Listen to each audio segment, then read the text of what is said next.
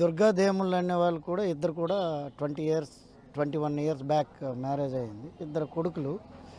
వాళ్ళు కూడా ఒక ఆయన ఇద్దరు కూడా చదువుకుంటున్నారు. అలాగే వీళ్ళు లైఫ్ స్టైల్లో షోరూంలో పనిచేస్తుంటారు ఇద్దరు కూడాను.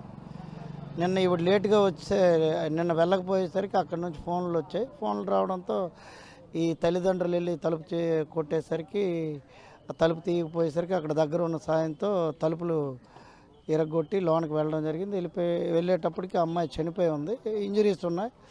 దాన్ని బట్టి వాళ్ళు తల్లిదండ్రులు నరసింహం అని తండ్రి నిన్న రిపోర్ట్ ఇస్తే కేసు నమోదు చేసాం, మర్డర్ కేసు. కానీ ఆయన కూడా పట్టుకొని రిమాండ్ పంపిస్తాను.